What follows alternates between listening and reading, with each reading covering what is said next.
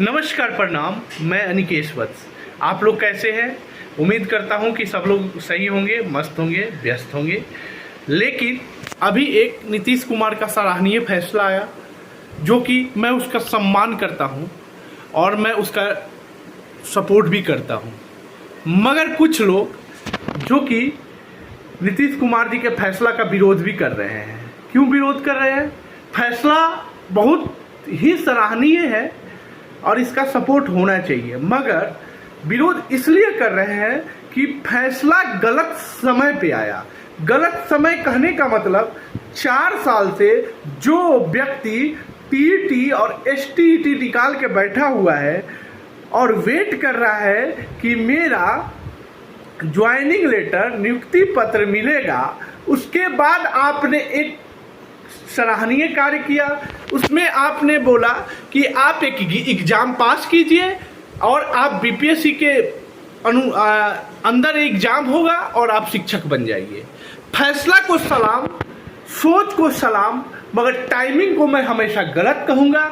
इसलिए कि जो बच्चे इतना परिश्रम करके एसटीईटी की तैयारी किए और उस एग्ज़ाम में क्वालिफाई हुए, उसके बाद आप आते हैं 4 साल बाद, 3 साल बाद, और एक नया न्यूज़ पत्रकारों के माध्यम से प्रकाशित हुआ है, जो कि नीतीश कुमार ने बोला और कि आपको शिक्षक बनना है तो आप बीपीएससी का एग्ज़ाम, बीपीएससी के अंदर एग्जाम होगा, उसको एक छोटा सा परीक्षा पास कीजिए। साहब, आपसे एक सवाल।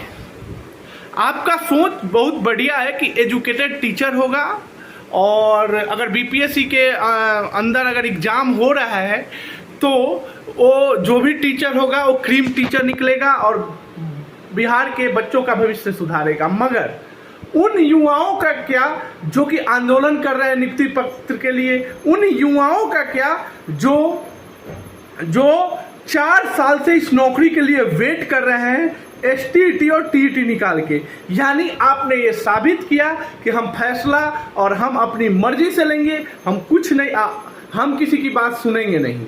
आंदोलन का कोई फर्क नहीं है, हम मनमानी करेंगे, हम तानाशाही करेंगे।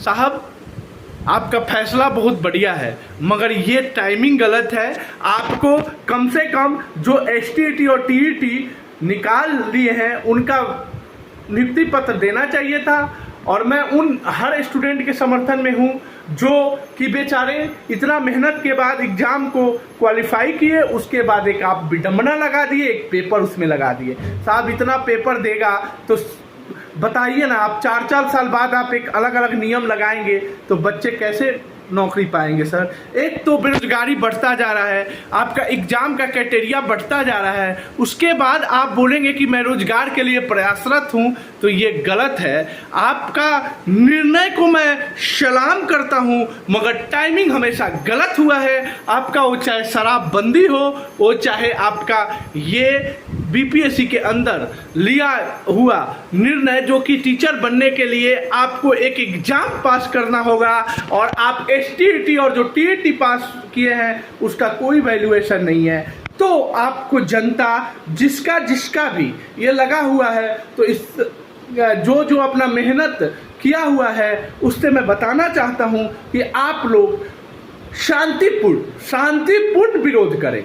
कोई तोड़फोड़ नहीं, कोई चिल्लाहट नहीं, कोई कुछ नहीं। आप एक लेटर भेजिए कि साहब, हमारे 4 साल बर्बाद हुए एसटीईटी और टीईटी पास करने के बाद, तो उसका फैसला कौन करेगा? 4 साल का जीवन मेरा रिटर्न दे दो साहब। हम क्या करेंगे बताइए? हम वेट कर रहे थे कि हमारी नियुक्ति होगी, आपकी कहानी कुछ अलग हो गई। अब इसके लिए हमें क्या आंदोलन करना पड़ेगा? क्या सड़कों पे उतरना पड़ेगा? सलाम आपके निर्णय को। विद्यार्थियों, आप याद रखना कि कोई भी सरकार अगर आपके विरुद्ध जा रही है तो आप शांतिपूर्ण विरोध करें और उनको ये जरूर उनसे पूछे, सवाल पूछना आपका कर्तव्य है, वो चाहे किसी का सरकार हो, कि अगर हम 4 साल STT और TT निकालने के बाद बैठे हैं तो उसका निर्णय कौन देगा। नीतीश साहब आप बताइएगा, आप बहुत बुजुर्ग हैं, आपको हम एजुकेटेड समझते हैं, और आप इस मैसेज को अगर आपके पास पहुंच जाता है तो इसका जवाब आप जरूर दीजिएगा। नमस्कार, जय बिहार।